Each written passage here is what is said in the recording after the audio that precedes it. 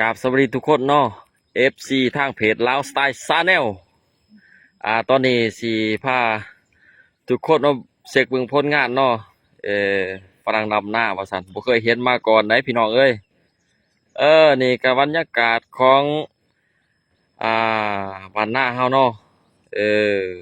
นี่ก็เป็นบรรยากาศก็ประมาณนี้พี่น้องมาเช็คเบิ่งผลงานพี่น้องโอเค let's go โอ้ลำเป็นสวย hello hello hello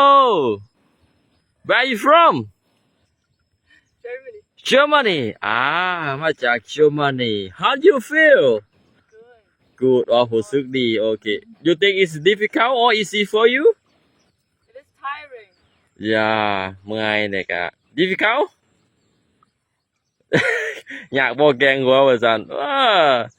นี่ก็แม่นหน้าเนาะโอ้ยตามหน้างามได้พี่น้องเอ้ย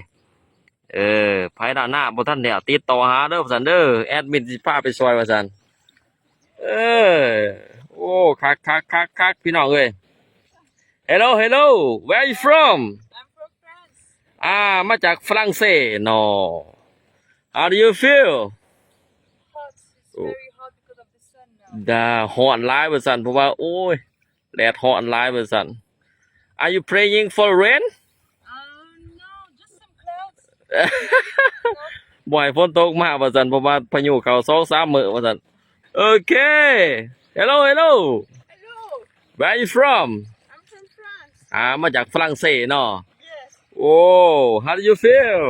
I can't see because there is mud on my glasses how can I do ไปบ่ได้บ่เห็นหุงเด้อว่าซั่นเนาะเจอขี้ต้มเนาะโอเคHello Where are you from ฝรั่งเศสมาจากฝรั่งโอ้มาจากแขกแสดงมาเที่ยวลาวนี่ฝรั่งหลายกว่าหมู่เนาะ How do you feel good โอ้มีแต่รู้สึกดีขนาดโอเค Hello Where are you from France ฝรั่งเศส How do you feel good Are you tired yes it is รู้สึกเมื่อยน้อยนึงเนาะว่าซั่นเนาะทานมานี่โอ้เจแปน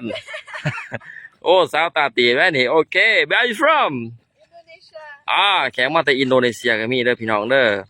ว้าวอินโดนีเซีย How do you feel tiring เนาะเมื่อยว่าซั่น Your first time yeah โอ้ไปครั้งทำอิฐเนาะโอ้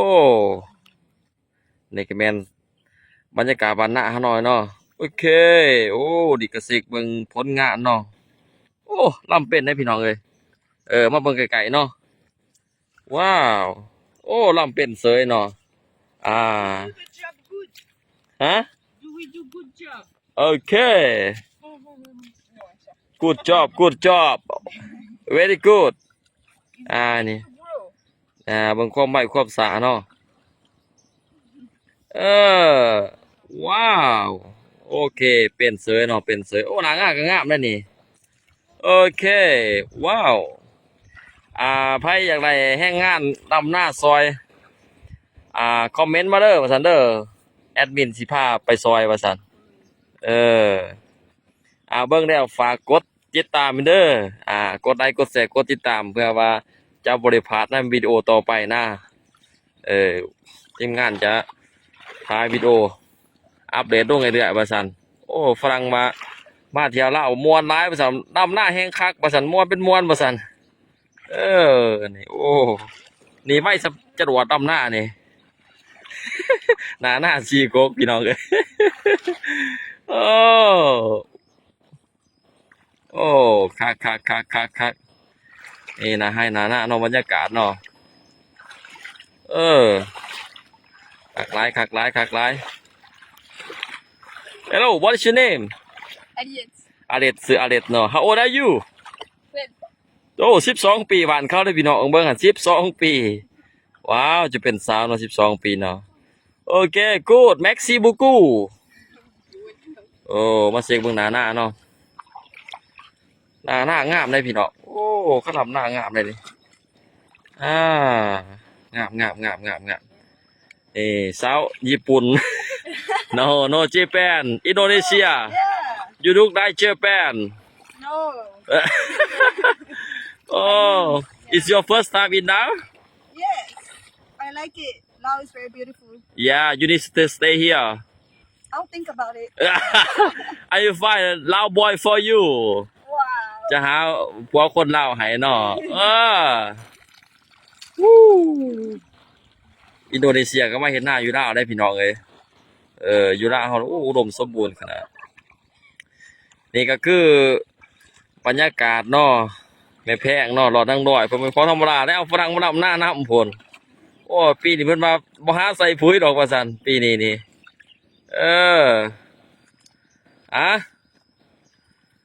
ซั่นมีน้องพี่น้องเนาะจังได๋ก็สิเริ่มกด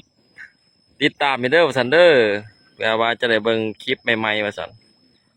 เบิ่งวิถีชีวิตบ้านลาวเฮาบ้านนาวิถีชีวิตก็ประมาณนี้พี่น้องเอ้ยโอ้ยบ่มีสิ่งใดภูมิใจที่เกิดมาเป็นลูกชาวนาว่าซั่นบรรยากาศดีๆครับโอเคบายบายบายบายบายบาย